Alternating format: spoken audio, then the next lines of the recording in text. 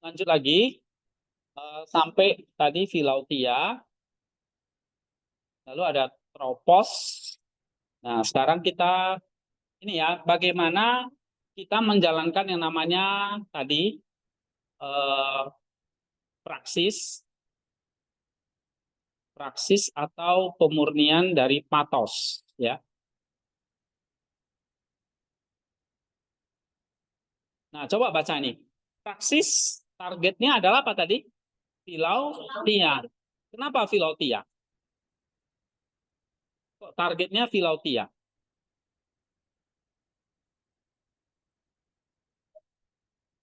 Iya, karena di situ akar penyakitnya kan, sumber penyakitnya. Kayak tadi kamu demam, tapi apa sumbernya? Gigimu misalnya yang sakit. Nah, yang harus diobati itu giginya, karena di situ akarnya, ya. Coba baca. Seperti yang kita lihat, inilah, ya, Apriana, salah. Targetnya adalah, Ini adalah seperti yang kita lihat akan dosa adalah cinta diri yang terakhir. Praktis adalah perang melawan dia dan menciptakan kesalahpahaman dan kemarahan, kemarahan, kesombongan dan diri. Iya, jadi praksis itu adalah perang melawan Philautia dan juga tadi 8 cabang itu. Nah, kalau saya tanya apa tugas praksis? Menyatakan perang terhadap musuh-musuh itu. Nah, setiap musuh itu nanti senjatanya beda-beda. Ya kan? Sama kalau kayak di film perang kan begitu. Senjatanya ada yang pakai bom, ada yang pakai apa? Senjata tembak itu kan. Ada yang tombak, ada yang meriam. Senjatanya beda-beda. Sama seperti kayak kita di kayak kita di peperangan rohani ini juga sama. Ya, targetnya Philautia. Senjatanya ini nanti macam-macam. Ada kasih, ada apatia, dan praktik asketisnya. Nah, ini secara umum ya, tapi lebih lebih detail lagi di sini. Nah, ini lebih detail ya. Coba baca.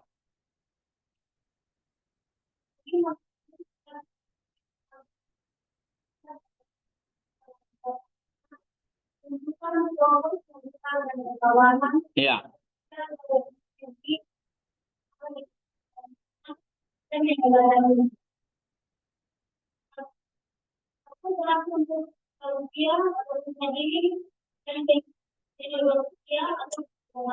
Oke, jadi tropos kita ya, yang atau cara kita berlawan terhadap pate itu adalah tadi melalui sinergi kerjasama dengan karunia rohani kita, meneladani apa? Misalnya apa? Kristus. Kenapa tadi?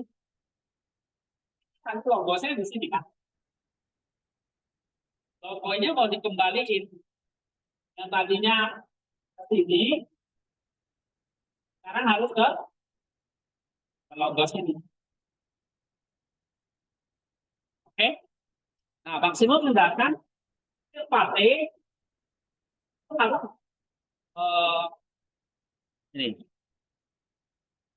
harus melihat bagaimana Kristus dalam inkarnasinya menunjukkan tropos yang sehat dan perlawanan. Jadi diarahkan pada sang logos atau Kristus itu. Oke, itu ya. Jadi makanya disebut ini terapi kristologis. Karena tadi kodrat kita kan logos kita itu kan sini, ya kan? Cuma melenceng ego kan. Nah, dikembalikan lagi. Paham nggak? Nah, coba satu. Ini untuk Philautia dan Kenokdoxia. Ya, kenodoksi artinya kesombongan rohani. Baca. Rahasia dan Kenodoksi adalah merupakan kesimpulan bahwa keberadaan manusia kita adalah dan secara keseluruhan proses sebagai individu. Ini adalah upaya untuk menjadi pusat dari realisasi terpenting peran yang hanya dimiliki Allah. Iya. Bagi Maximus, Filotia dan Kenodoksia itu artinya apa? Sebetulnya kita menolak apa? Iya, mengakui bahwa kita itu adalah karunia. Enggak, aku itu kuat mampu. Ya, aku nggak ke gereja, nggak doa, nggak perlu baca Alkitab. Ya, Tuhan tetap, ya, aku tetap bisa jadi, misalnya, jadi kaya, jadi sehat, nggak perlu Tuhan. Nah, itu Maximus mengatakan, kalau kita ngomong seperti itu, kita udah kena namanya Filotia dan Kenodoksia. Jadi kita menolak Tuhan itu. Ya, ini kayak orang-orang ateis yang nggak percaya Tuhan. Nah, itu orang-orang yang namanya Kenodoksia atau Filotia itu. Nggak perlu Tuhan. Oke, terus kita menganggapnya ini milik saya. Hidup saya itu adalah saya sendiri. Kita menjadi apa? Pusat. Jadi yang menjadi pusat hidup kita itu adalah apa? Kita sendiri. Bukan kepada sang roh, tapi kepada diri sendiri, ego. Nah, itu namanya filotia. Akibatnya yang pertama apa? Sombong. Pasti dah. Ya. Istilahnya itu apa? Kenodoksia. Bagaimana menyembuhkannya? Atau bagaimana praksisnya? Nah, ini dia. Kita harus melakukan yang atau senjatanya tadi saya bilang. Senjatanya apa? Baca.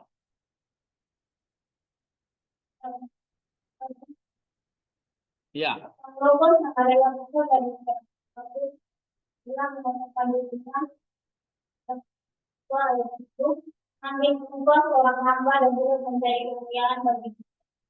Nah, oke, terus.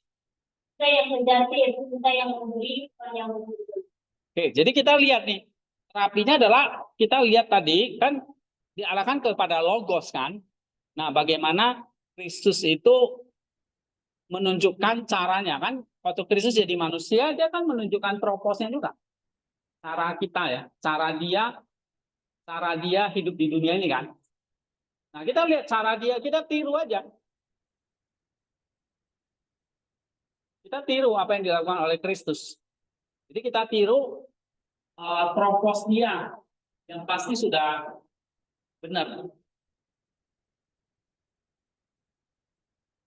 Nah, itulah kenapa kok Kristus itu berinkarnasi dan sebagainya jadi manusia itu dia bukan cuma menyelamatkan kita saja, menebus dosa, tapi memberikan kita cara hidup.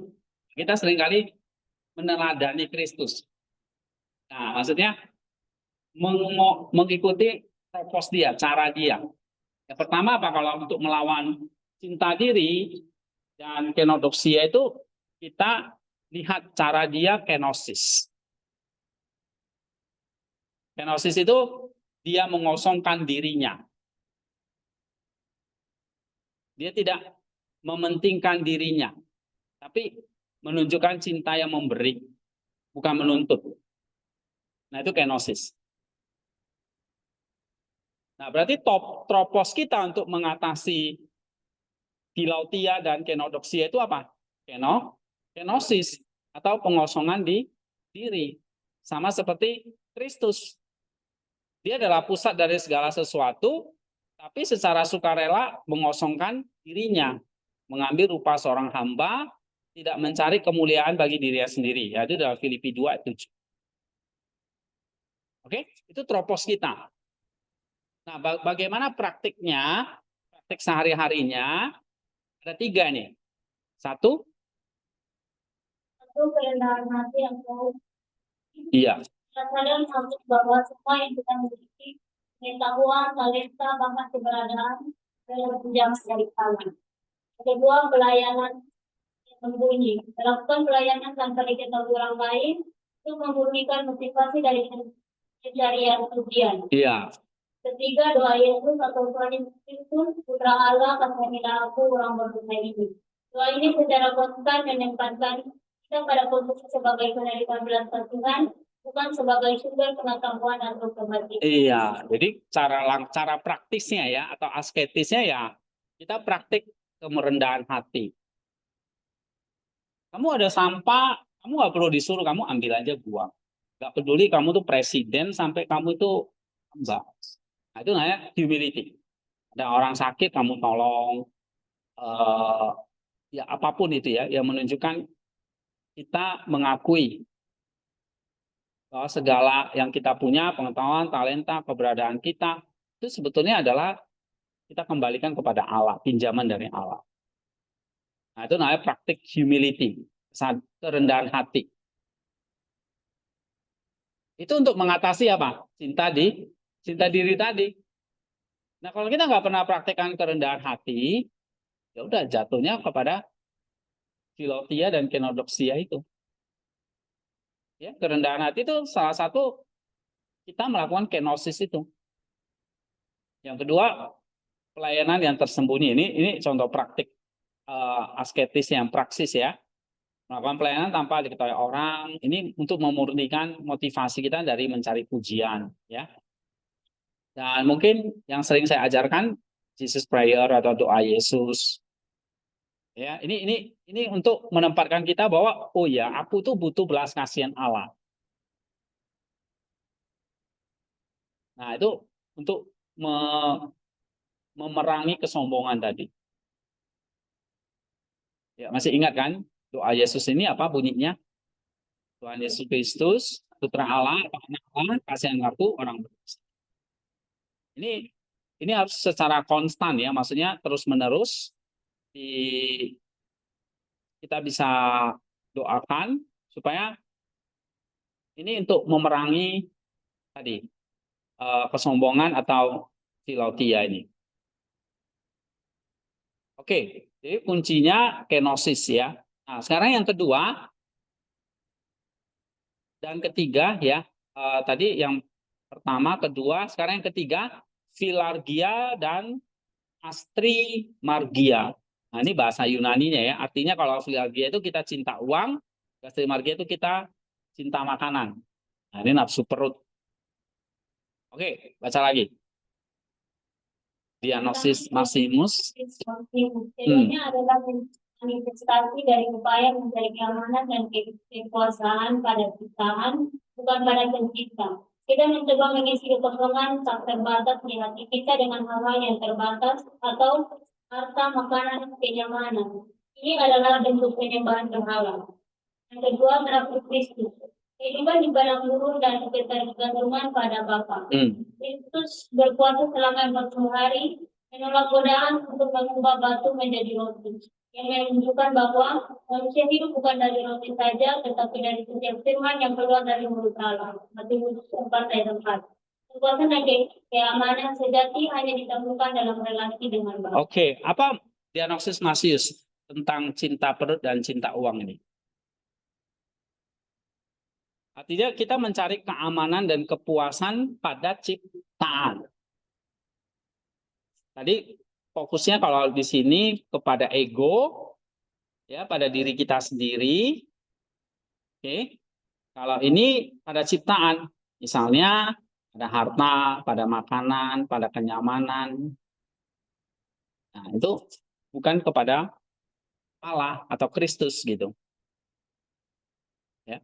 Nah, bagaimana melakukan terapinya? Apa terapinya? Kita disuruh kayak menjalani yang namanya praktik di padang gurun. Ini kayak zaman dulu, ya 3 abad awal kekristenan atau abad keempat, kelima itu banyak sekali muncul biara-biara bahkan sampai sekarang ya monatisme. Nah itu kan baru kemarin saya bahas ya. itu sebetulnya adalah bukan menghindar dari dunia gitu ya, atau membenci dunia, tapi ini adalah satu gaya hidup yang memang menterapi ya, mengobati apa? Filargia dan gastrimargia.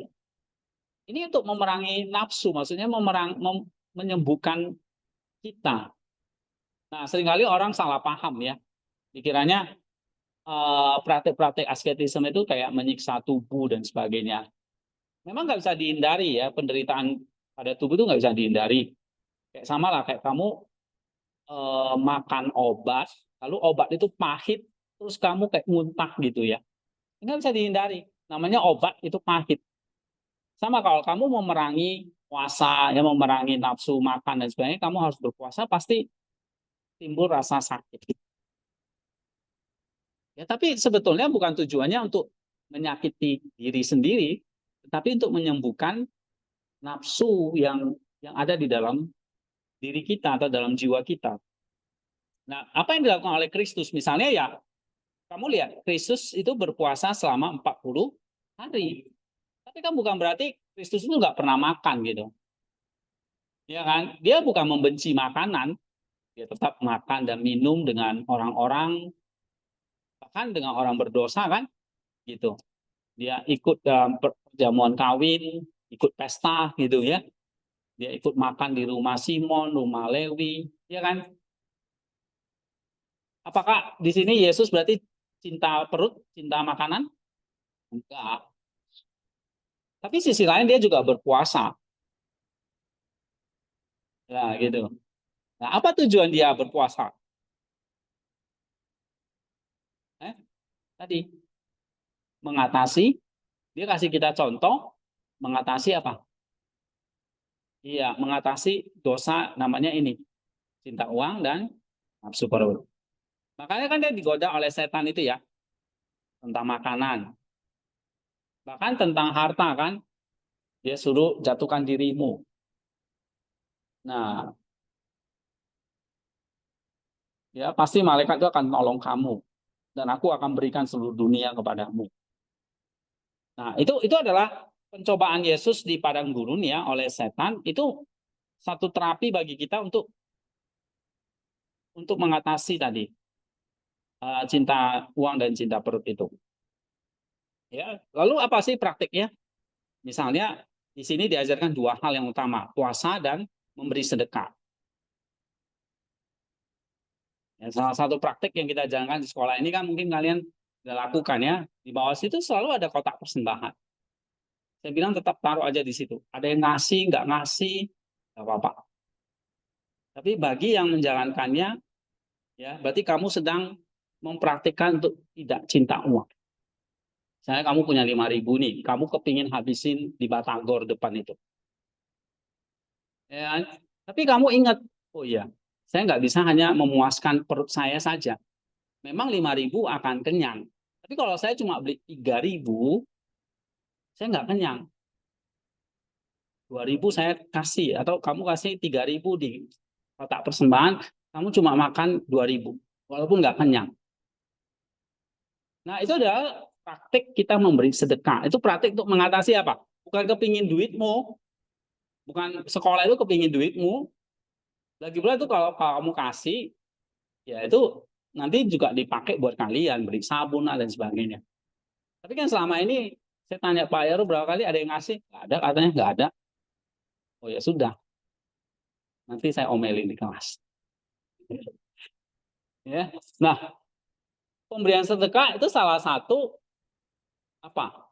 Terapi praktik praksis atau asketis untuk menyembuhkan apa? Cinta uang. Ya. Nah, itu.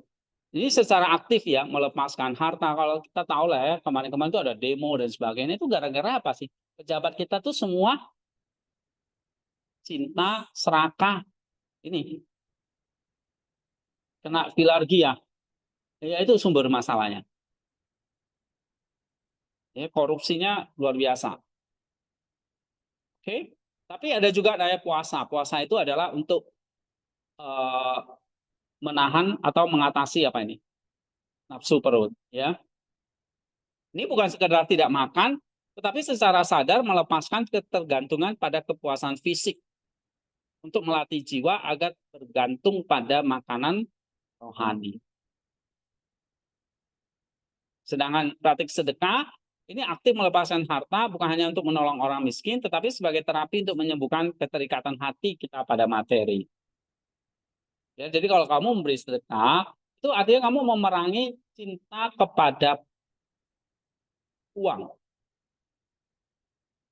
ya, dan cinta pada diri kan termasuk mengurangi itu gitu loh. Ya, kayak tadi contoh, misalnya kalian kan sering jajan di luar itu ya, beli itu apa misalnya. Nah, bagaimana kamu tuh sisihkan juga, ya kamu nggak makan nggak kenyang, tapi ya itu praktik asketisnya, uangmu kamu kasih ke orang lain. Misalnya itu ya pemberian sedekah hal-hal seperti itu. Nah kita perlu terapkan, bukan untuk menjadi miskin, enggak. Tapi ini kita lihat dari sisi apa? Ini menyembuhkan keterikatan hati kita kepada materi. Kamu berpuasa bukan untuk menyiksa tubuhmu, enggak, tapi ini adalah melatih jiwa agar bergantung pada makanan rohani. Nah, itu dia ya. Oke, sekarang yang ketiga, terapi untuk porne atau nafsu seksual. Coba baca ini. Tidak. Ya, nomor 3, terapi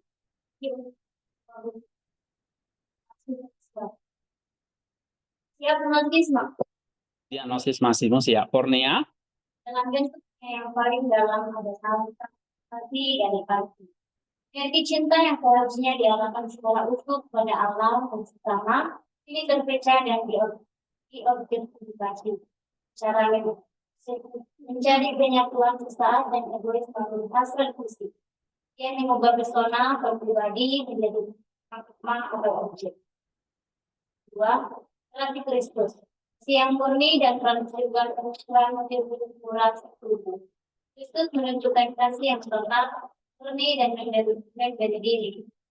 Dalam transfigurasi, ia menunjukkan tubuh manusia untuk menjadi wadah kemuliaan ilahi, bukan sekadar alat untuk manusia. Nah, kalau pornea itu artinya apa?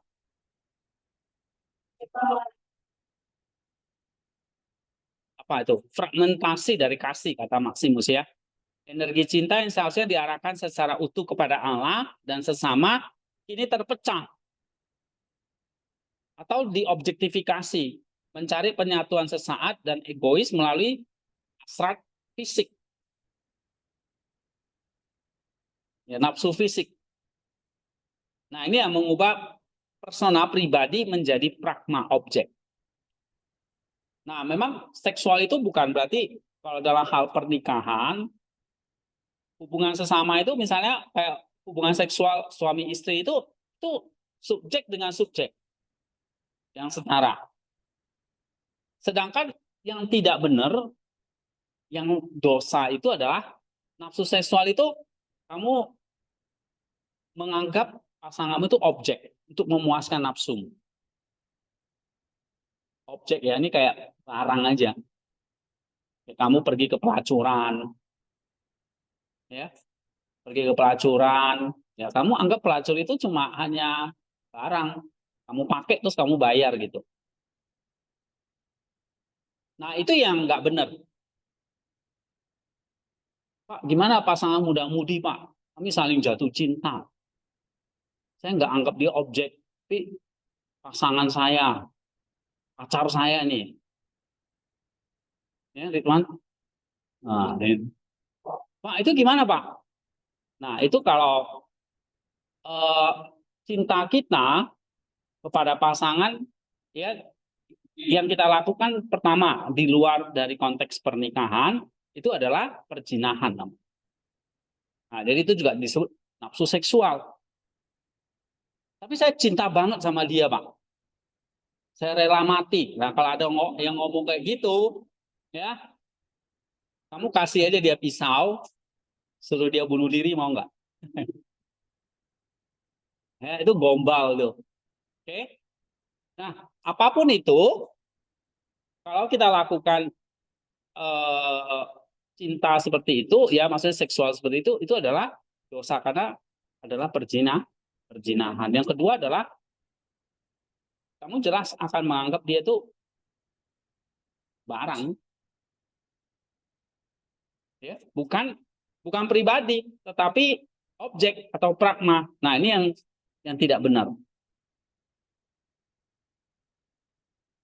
Bagaimana terapinya? Terapinya gimana? Nih, kasih yang murni dan transfigurasi tubuh. Ya, sama seperti Kristus mengalami transfigurasi. Tubuhnya jadi terang gitu loh. Bersinar kan di Gunung Tabor itu. Nah, kamu juga harus menghargai tubuhmu. Tubuhmu itu bukan objek seksual. Makanya yang cewek-cewek jangan pakai pakaian yang menonjolkan tubuhmu yang sensual. Sehingga nanti dilihat Ridwan, waduh, matanya nggak bisa kedip. Ya, atau yang cowok-cowok sekarang juga lain loh. Pakaiannya seksi-seksi, rambutnya kayak cewek, kasih bibir warna merah, misalnya gitu ya. Cowok, tapi ke cewek-cewekan tuh banyak. Ya. Nah, Mas Yus mengatakan kita harus mengalami transformasi tubuh. Artinya, potensi tubuh manusia untuk menjadi wadah kemuliaan ilahi, bukan sekedar alat untuk seks atau hasrat. Nah, tubuhmu harus kamu jaga di dalam satu transfigurasi, dalam satu kemuliaan. Bahwa tubuhmu itu mulia, Tuhan kasih, ya, itu untuk memancarkan kemuliaan Tuhan. Bukan tubuhmu dijadikan objek seks. Tanpa kamu sadari kadang-kadang ya kita berimajinasi tentang tubuh seorang perempuan.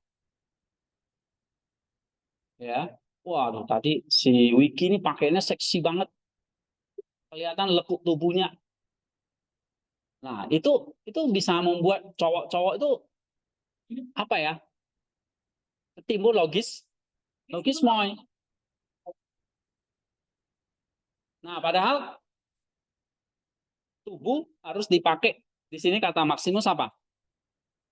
Transfigura atau memancarkan atau menjadi wadah kemuliaan ilahi. Ya. Nah, praktik asketisnya apa? Satu,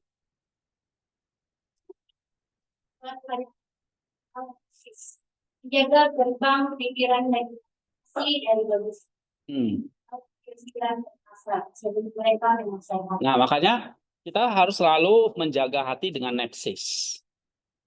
Ya, menjaga gerbang pikiran, imajinasi dari logismoi tadi ya, atau pikiran-pikiran yang mengganggu, yang penuh hasrat tadi, sebelum logismoi itu menguasai hati kita. Jadi kalau muncul pikiran itu, kamu cepat berjaga. Misalnya kamu bisa ucapkan Jesus Prayer dan sebagainya. Ya, bukan kamu semakin menikmati gitu. Makanya orang yang sering menung-menung gitu ya, duduk sendirian di tangga. Nah, itu 90% negatif tuh isinya. Pikirannya kok nggak merokok, menghayal apa.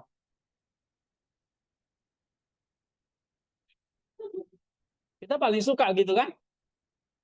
Enak soalnya, fantasi. Nah, kamu harus nepsis, kamu harus jaga gerbang pikiran, imajinasi dari logismoi. Kalau makin lama ya udah nanti menguasai hatimu, pikiranmu. Nah, tinggal nanti kamu akan memuaskannya dalam perbuatan. Makanya nggak heran timbul perkosaan, timbul bahkan sekarang tuh banyak yang namanya apa itu ya, begal-begal ya. Tahu begal apa? Begal payudara gitu. Cewek naik motor tiba-tiba dipegang payudaranya. Namanya begal payudara. Ya, di sini ada mantan-mantannya.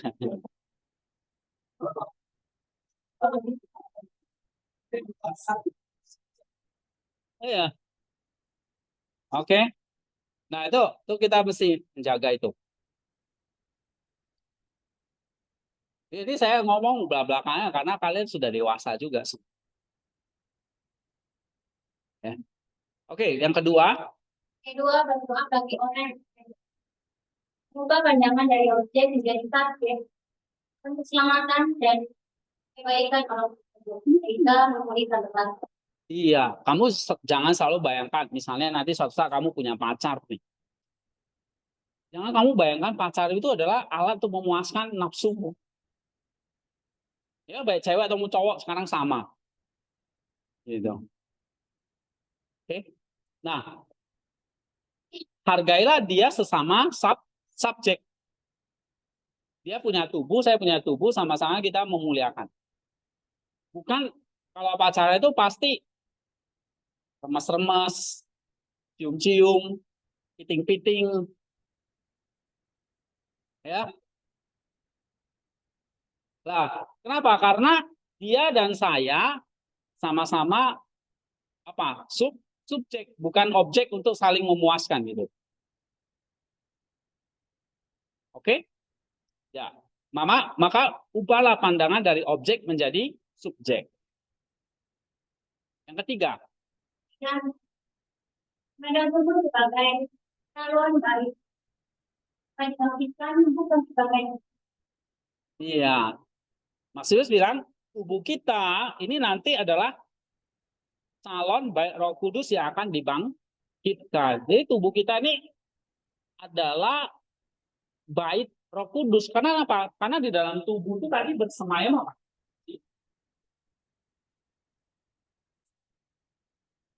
Dalam jiwa itu ada roh gitu. Nah, roh ini adalah roh yang suci ini dari Allah. Ini dalam tubuh kita itu adalah bait Roh Kudus. Kita nggak boleh mencemarkan tubuh kita. Misalnya kamu berfantasi ya, seringkali itu ya yang namanya onani. Nah, ini kalau cowok onani, masturbasi. Nah, ini bahaya. Ini filotia, ya. Kalau cowok kalau kelamaan di kamar mandi itu bahaya.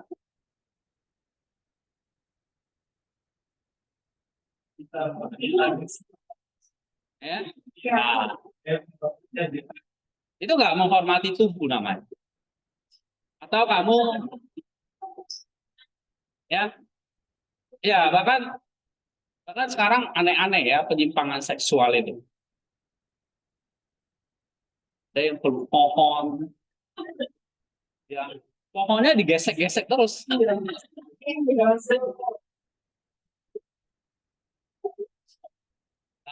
Yang suka nempel-nempel di pohon itu bahaya.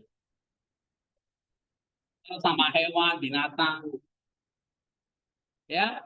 Atau bahkan nyimpan gambar-gambar, foto-foto. Ini saya belum periksa laptop kalian ini.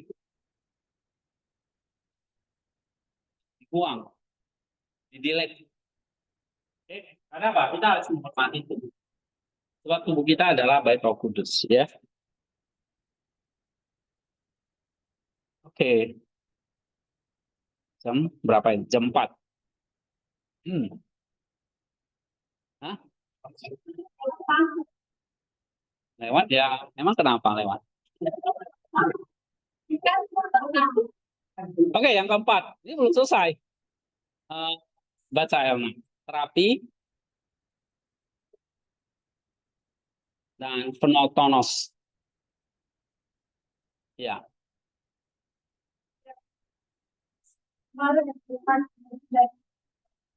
yang terbuka. Dengan urus sepanjang tidak ditandai atau lebih rendah dari orang lain. Yang bereaksi dengan agresi, marah atau kesedihan yang merusak empati. Kedua, berarti Kristus. Lembutkan hati dan belas kasihan. Belajarlah padaku karena aku lemah lembut dan rendah hati. Efesus 1:9. Ketika dihina dan ditolak, tidak membalas dengan amarah, melainkan dengan doa, Bapak apabila mereka sebab mereka tidak tahu apa yang mereka perbuat. Yang menunjukkan keamanan diri yang tidak bergantung pada validasi eksternal. Oke. Jadi amarah dengan iri hati itu ya kayak poin gitu ya. Itu pasangan itu. Nah, maksudnya nih, amarah, iri hati itu kalau muncul kalau ego kita terluka. Misalnya dihina, dicibir, ya, dikata-katain gitu. Terluka kita. Lalu muncul amarah dan biasanya diikuti iri hati. Oke?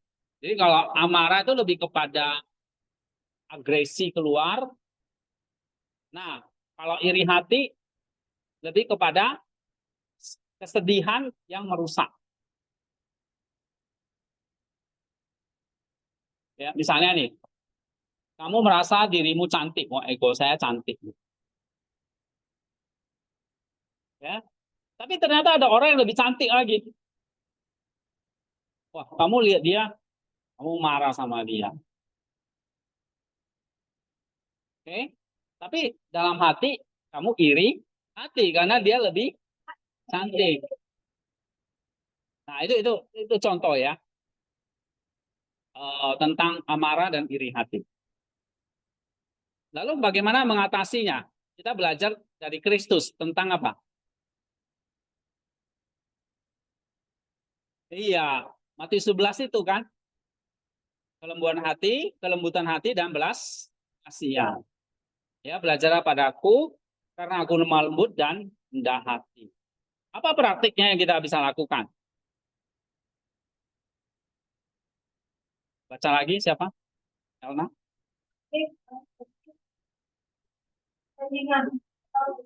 Jika akan muncul, pasti diri pikiran dan pikiran respon.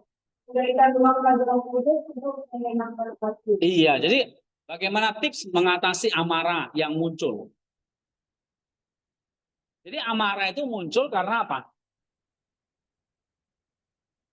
Ada ego kita yang terluka. Ada ego kita yang terluka. Ya. Tapi bagaimana kalau amarah muncul karena misalnya nih, misalnya contoh saya punya anak nih. Anak saya nggak mau belajar, ulangan main game. Ada ujian malah main-main gitu. Lalu saya marah sama dia. Nah, kemarahan saya jenis kemarahan orge nggak? Kemarahan orge? Bukan. Itu kemarahan yang bukan merusak. Karena itu nggak melukai ego saya gitu loh. Jadi harus dibedakan ya antara marah yang bukan orge dengan marah yang apa? Yang orge ini. Gitu. Ya. Kalau marah yang orge apa? Silautianya terluka. Misalnya tadi contoh, ya kamu merasa diri kamu paling hebat, pintar misalnya, atau cantik, ya lalu tiba-tiba ada orang yang melukai egomu. Saya dia ngata-ngatain kamu, wah ini orang sok cantik, padahal operasi plastik misalnya, ya kan? Atau wah tidak cantik, palsu tuh padahal operasi plastik sih Bildan. Oh rambutnya cantik, enggak padahal pakai botak sebetulnya. Lah dikata-katain gitu, si Firda gimana? Marah. Saya panggil ngomong saya ini ya, fitnah saya. Padahal saya nggak pakai wig. Gitu. Dia ngomong-ngomong saya pakai wig misalnya. Nah egonya terluka. Itu baru orge gitu. Tapi kalau kamu marahin temanmu berbuat curang, terus kamu marahin. Kamu jangan kayak gitu. Kamu marahin atau kamu tegur. Itu marah yang orge bukan? Bukan. Jadi harus dibedakan ya. Nah, marah yang orge itu adalah marah karena kita cinta diri. Apa kesungguhannya? Nah, waktu amarah itu muncul bisa ada orang yang mengatakan, kamu mesti apa? Tenang, hening, diam, tidak segera reaktif gitu atau respon. Tapi berikan hati kita atau nus kita itu berbicara sama Roh Kudus. Ini yang kita bisa lakukan. Itulah yang disebut dengan esiklia. Kita punya ketenangan. Enggak gampang memang. Karena kalau kita diomongin, wah kita langsung apa? Kayak terbakar gitu ya. Nah, ini sulit sekali memang. Yang kedua Pak. Menjalankan diri sendiri. Ya. Latihan praktik para bapak guru itu secara aktif cari kesalahan dalam diri sendiri terlebih dahulu. Bukan pada orang lain. Nah ini benar ya. Jadi kalau kita dikata-katain, kita langsung jangan nyerang dia. Kita evaluasi diri. Benar nggak ya dia katakan? Iya benar juga sih. Tapi memang selama ini iya sih ya. Benar sih sok kayak ginilah ini itu. Nah kita apa namanya? Evaluasi di diri. Ini yang seringkali dilakukan oleh para bapak padang gurun ya. Mereka selalu apa ya? Menyalahkan diri. Ya, saya berdosa, saya harus bertobat dan sebagainya. Benar yang dia katakan gitu. Sehingga kita cenderungnya memperbaiki diri, bukan melawan dia, bukan menunjukkan amarah sama dia atau iri hati sama dia gitu. Enggak. Nah, ini salah satu praktik asketis yang kita bisa kerjakan ya, namanya self accusation. Yang ketiga, bersuka cita atas keberhasilan orang lain. Jangan sadar dan aktif mendoakan dan merayakan keberhasilan orang lain sebagai berarti langsung di diri orang. Iya, jadi bagaimana mengatasi iri hati?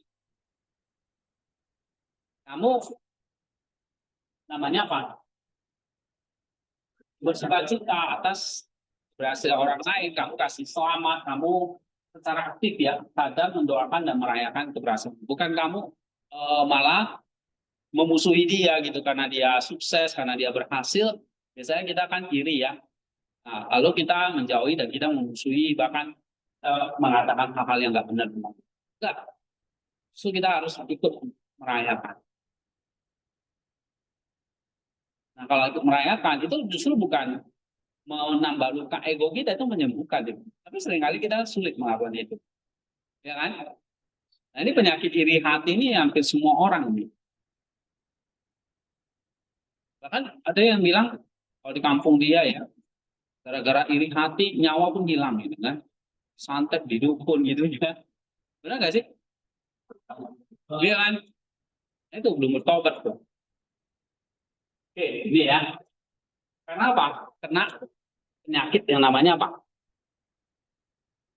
Bahasa Yunani nih. Tetonos. Tetonos ya. Oke, terakhir nih. Akedia. Coba baca lagi, Erna. Apa? Yang penting, ini adalah perasaan yang muncul ketika dua lupa melakukan aktivitas atau verifikasi dan merasa bahwa usaha spiritual itu sia-sia.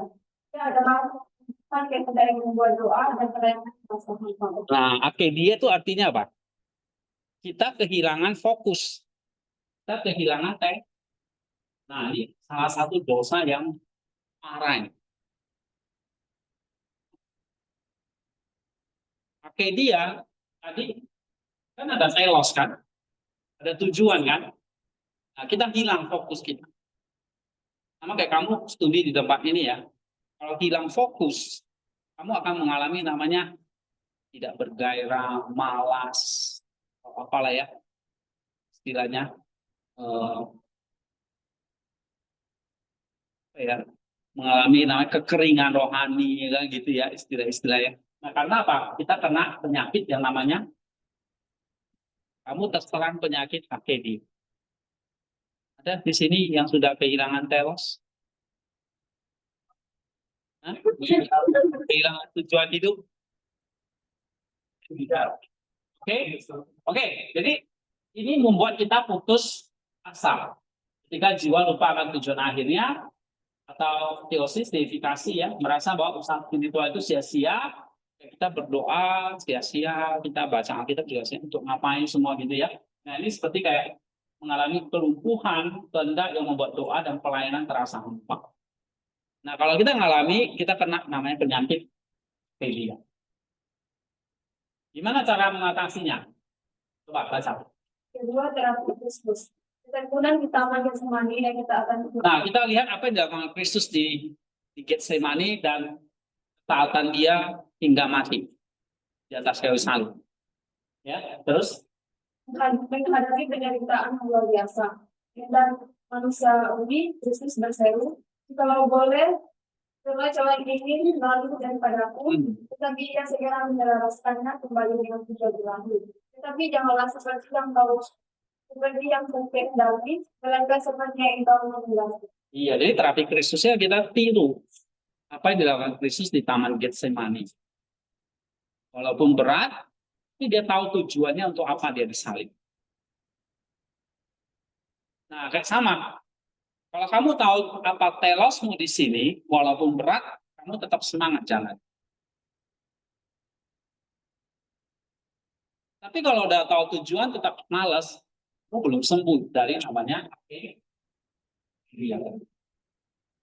atau putusasaan, kemalasan. Jadi kayak ini bukan hanya kemalasan, kayak orang depresi, malas, ya, putus asa, kayak orang kehilangan semangat hidup gitu. Ada yang udah ngalami ini? Hah? Sedang ngalami nggak? Lagi ada yang siapa yang sedang ngalami? Mana ya? Hah? Ditengking. Oke, kalau yang mengalami, gimana cara mengatasinya? Kita lihat praktik atau praksisnya ya. Bacaan ini.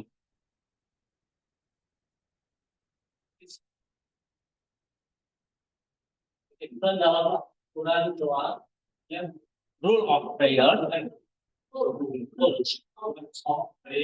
Kamu susah ya, kelihatan kecil ya, ganti aja. Ini Ridwan.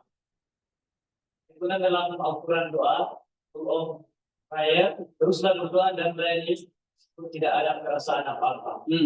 Akan kita itu sendiri adalah lawan dalam akhirnya. Jangan menunggu perasaan, tetapi lakukanlah. Oke, jadi jangan terlalu terbawa perasaan. Orang bilang baperan, terbawa. Tapi udah kerjakan aja dulu. Ya, makanya dikatakan teruslah berdoa dan melayani meskipun mati rasa gitu. Tidak ada perasaan apa-apa. Nah, itu salah satu cara kita melawan ya, mengatasi akedia itu. Jangan menunggu perasaan, tetapi lakukanlah tindakan. Karena kalau kamu hanyut di dalam akedia atau terbawa perasaan, ya kamu akan semakin dalam dan akan semakin sulit. Ya, untuk keluar dari situ. Yang kedua, kematian. Tahu memento mori. Iya, memento mori. Ingat kematianmu. Terus jangan teratur memberanikan kehidupan hidup dan kehidupan akhir untuk menyalakan kembali urgensi dan fokus pada tujuan. Iya. Jadi ingat tentang kematian kita. Nah, itu mungkin akan membangkitkan lagi. Ya, menyalakan kembali. Oh iya, hidup ini nggak boleh disia-siakan begitu. Harus fokus lagi pada tujuan akhir. Nah, suatu saat aku akan mati nih. Ini mati mau kemana nih? Nah, ingat itu, takut sama kematian. Ingat kematian. Nah, ini akan membangkitkan kita semangat lagi ya. Yang ketiga, dan fisik atau manual labor. Iya. Para bapak guru sering melawan dia dengan tangan yang sederhana untuk menjaga pikiran dan tubuh tetap aktif dan berarah. Nah, ini salah satu juga yang dipraktikkan oleh para bapak guru atau di biara, ya. Ini selalu melawan pekerjaan tangan. Apakah itu menjahit, menenun, atau kadang-kadang memahat, atau kadang-kadang ya pokoknya aktif aja tangannya. Supaya ini pikiran aktif gitu. Atau tubuh kita aktif. Nah, itu pekerjaan fisik menolong. Jadi kalau kamu malas secara rohani, kamu jangan bareng tidur aja, harus aktif kerja. Cari aja kerjaan apa. Kalau kamu lagi males nih ya, males pikir, nggak bisa konsentrasi, baca buku ini salah, buku itu salah, ngerjain ini salah, itu salah. Udah, kamu aktif aja. Jangan sapu lah, apa-apa. Ya. Kalau perlu cari buku. Itu namanya apa? Kerjaan fisik. Itu salah satu tips ya, cara kita mengatasi itu. Oke, jadi ini penting kan. Yang pertama, just do it. Kerjakan aja, walaupun nggak ada perasaan. Yang kedua, ingat kematian. Yang ketiga, lakukan pekerjaan fisik. Nah, itu beberapa tips ya untuk mengatasi akedia. Oke, terakhir kesimpulan. Kesimpulan dalam Christianity sebagai terapi utama. Iya. Dalam perspektif Maximus, semua praktik asketis ini bukanlah cara untuk membayar dosa atau mendapatkan keselamatan. Mereka adalah alat-alat terapeutik yang digunakan dalam sinergi dengan sang tabib ilahi. Belas kasihan Kristus bukanlah sekedar pengampunan legal, ia adalah partisipasi aktifnya dalam proses penyembuhan kita. Ia tidak hanya mengampuni penyakit kita, ia masuk ke dalam ruang operasi hati kita dan bekerja sama kita untuk mengangkat angkat penyakit ini. Iya, jadi kembali lagi semuanya ya ini hanya alat. Iya, partisipasi itu alatnya bukan untuk dapat keselamatan, ya, tapi ini alat untuk menyembuhkan kita untuk menuju kepada Sang Logos itu. Ya. Nah, maka kita tetap butuh yang namanya tadi ya belas kasihan atau anugerah dari Kristus. Oke, ini ya. Jadi praksis itu sangat banyak sebetulnya. Tergantung kita kena apa ini. Dari cinta diri itu akhirnya dari delapan dosa ini, yang mana yang menyerang kita ini sekarang? Kalau kita kena akedia ya berarti ini caranya. Kalau kamu terkena pornea,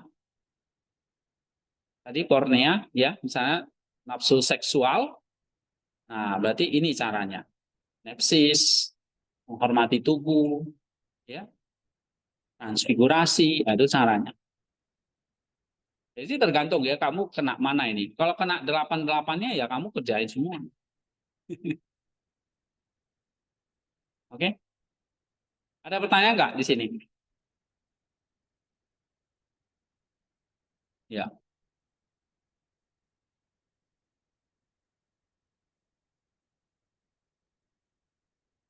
Oke, minggu depan kita akan jadi praksis ini berarti praktiknya ya.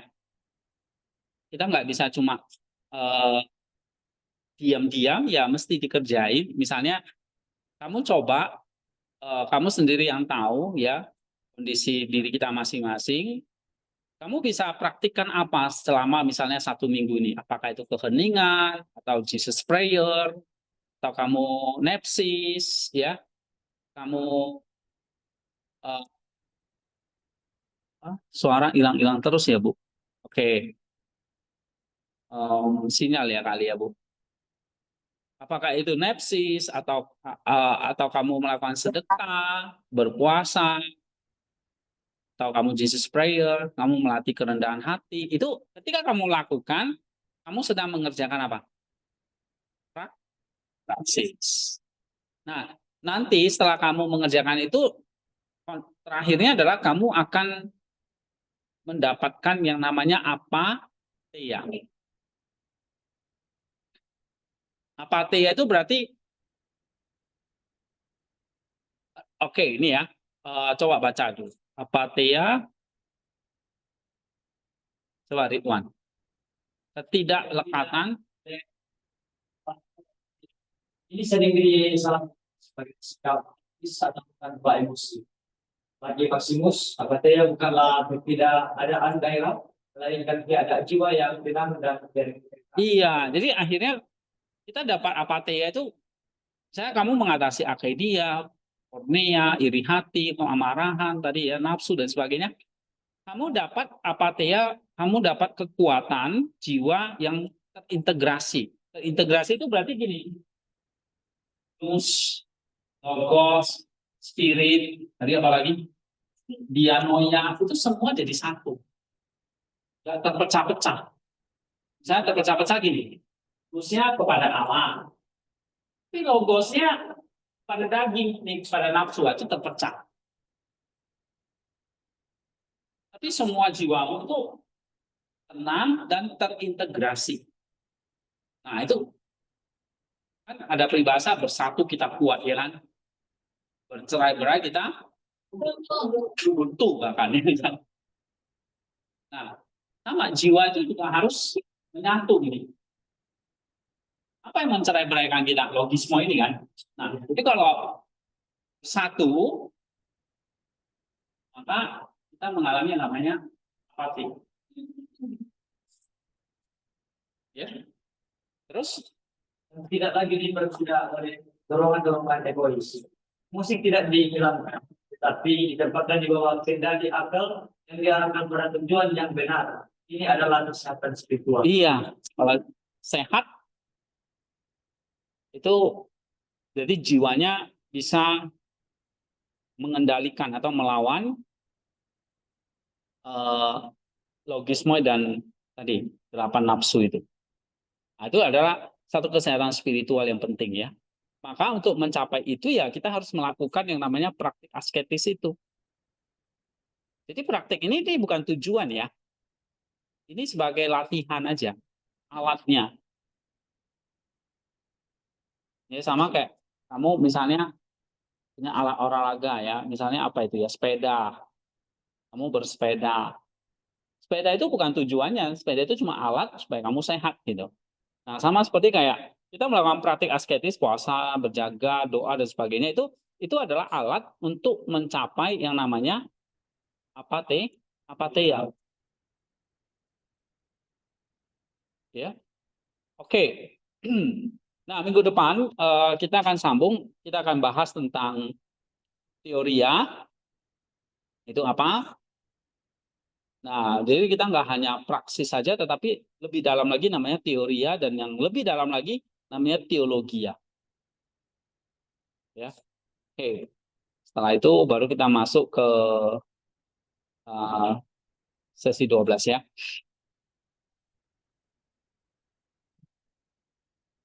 Nah, saya harap 1 minggu ini kalian bisa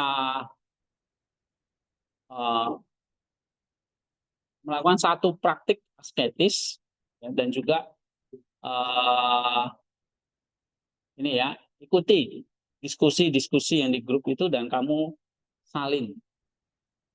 Cuma salin aja kan gampang ya. Copy paste gitu ya. Terus kamu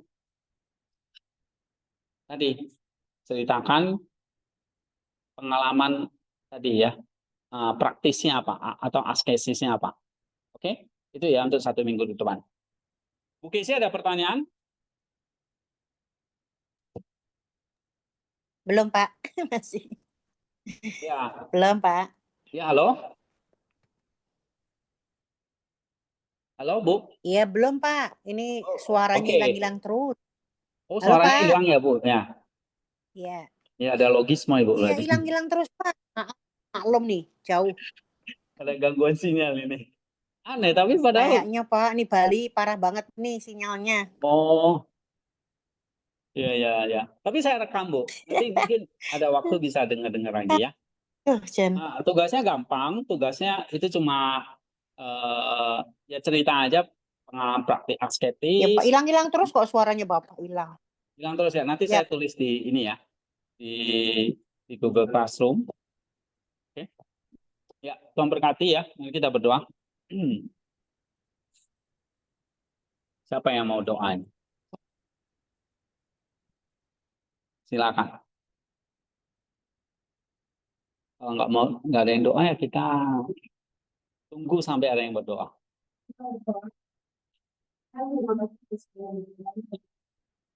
Ya.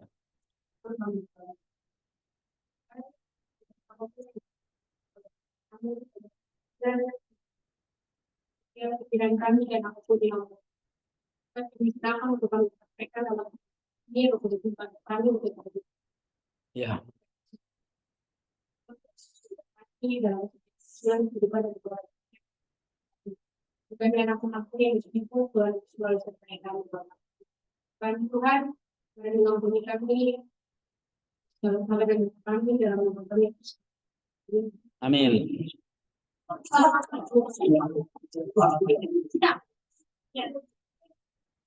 Sampai jumpa Bu Kesia.